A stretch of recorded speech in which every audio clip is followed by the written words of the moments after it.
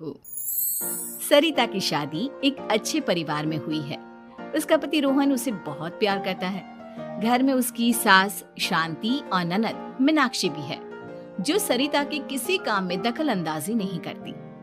लेकिन फिर भी सरिता को ऐसा लगता है कि दुनिया की सबसे ज्यादा बेचारी बहू वही है और सबसे ज्यादा अत्याचार उसी पर हो रहा है।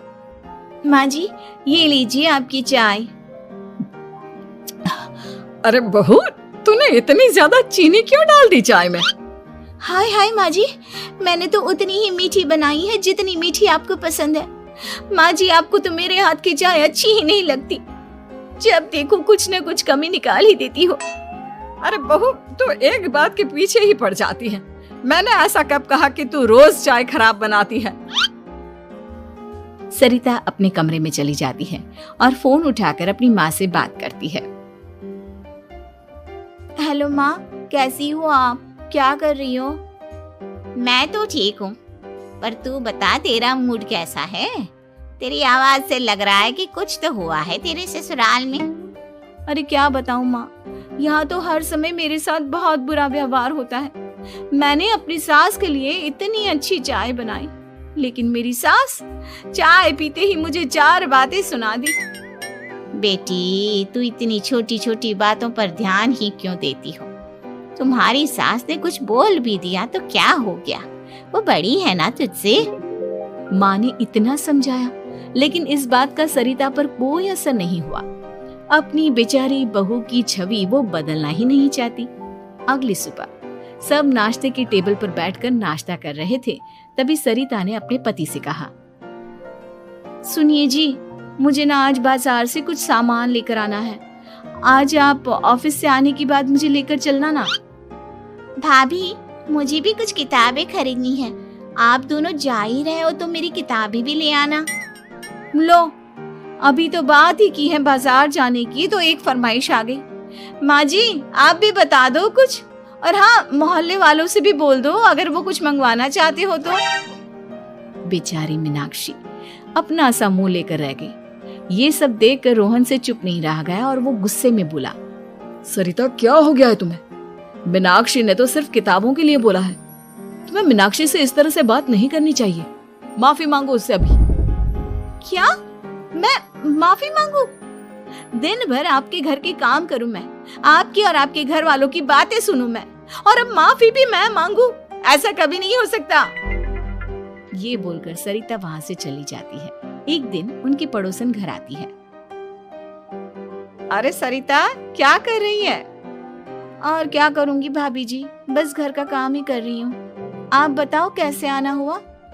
अरे मैं तो तुम्हारा हालचाल पूछने आई थी, लेकिन तुम तो बिजी लग रही हो। कोई बात नहीं, मैं बाद में आ जाऊंगी।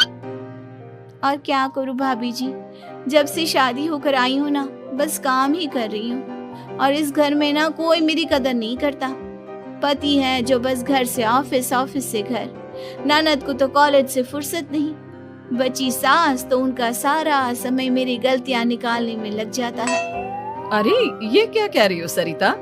तुम्हारी सास तो पूरे मोहल्ले में तुम्हारी तारीफ करती फिरती है कि तुम बहुत अच्छी हो, पूरा घर तुम्ही ने संभाल रखा है। हाँ तो क्या हुआ? इसमें गलत क्या कहती है? सच्ची तो कहती है। मेरी मर्जी के बिना इस घर का पत्ता भी नहीं हिलता। शाम को जब रोहन घर आया तो उसने सबसे कहा, कल हम सबको मौसी जी के घर जाना है। उनकी बेटी की शादी है। सब अपनी अपनी पैकिंग कर लो, सुबह होते ही निकल जाएंगे। और सरिता, तुम कान खोलकर सुन लो, वहां जाकर किसी की बुराई भलाई शुरू मत कर देना, नहीं तो मुझसे बुरा कोई नहीं होगा। हाय हाय जी, आप तो ऐसे कह रहे हो जैसे मैं सुबह शाम सबकी बुराई करती फिरती हूँ।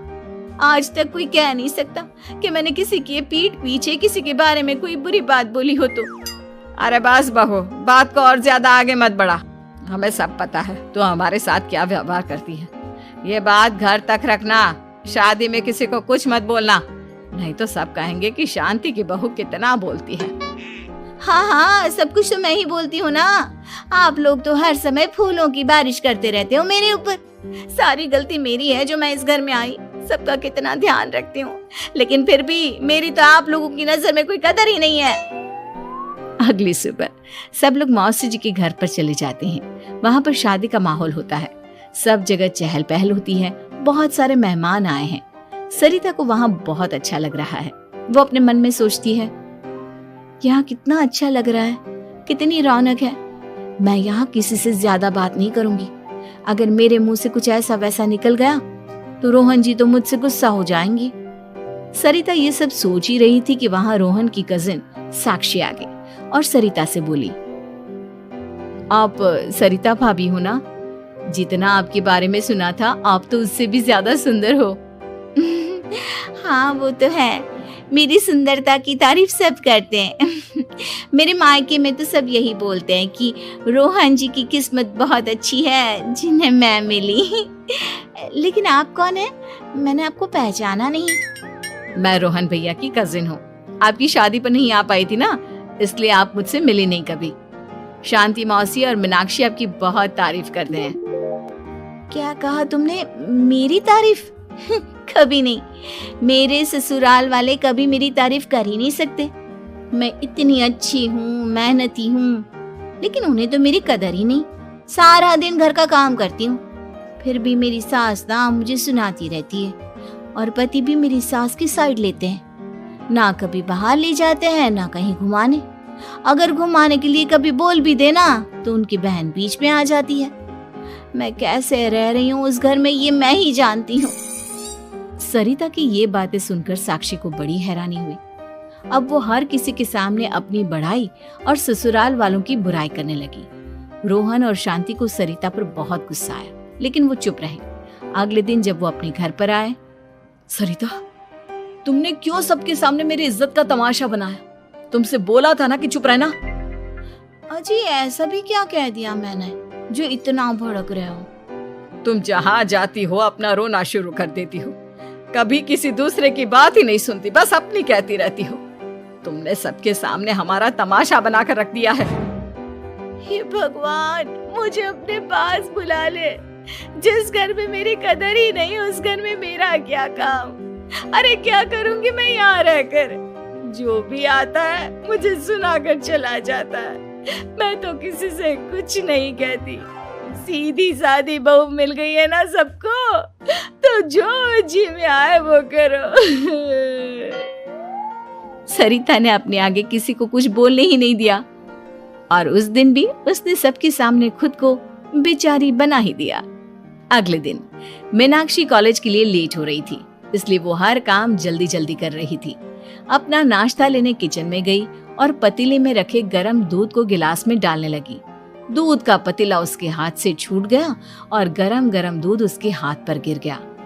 ओए माँ, हाय मेरा हाथ, माँ मेरा हाथ जल गया। मीनाक्षी की आवाज सुनकर सरिता दौड़ती हुई आई। ये क्या किया तुमने? तुम्हें नाश्ता चाहिए था तो मुझसे बोल देती, मैं क्या मना करती थी? अब पता नहीं कितने दिन की मुसीबत पाल ली तुमने। सरिता मीनाक्षी को उसके कमरे में ले गई और उसका बहुत ख्याल रखा। उसका इस तरह से ख्याल रखना शांति और रोहन को थोड़ा अजीब लगा। माँ, सरिता के दिमाग का भी कुछ पता नहीं। कल शादी में सबको इतना कुछ बोल कर आई है हमारे बारे में, और अब मीनाक्षी की कितनी अच्छी देखभाल कर रही है। ये ऐसा क्यों करती है? बेटा, तेरी बीवी की ना आदत हो गई है सबके सामने खुद को बेचारी दिखाने की, और आदत इतनी जल्दी नहीं बदलती। जब ये बोलना शुरू करती है तो रुकने का नाम ही नहीं लेती, इसलिए इसे पता ही नहीं चलता कि ये किसके सामने क्या बोली जा रही है। लेकिन दिल की बहुत अच्छी है। हमें भी अपना दिल बड़ा करके ये जैसी है इसे स्वीकार करना चाहिए।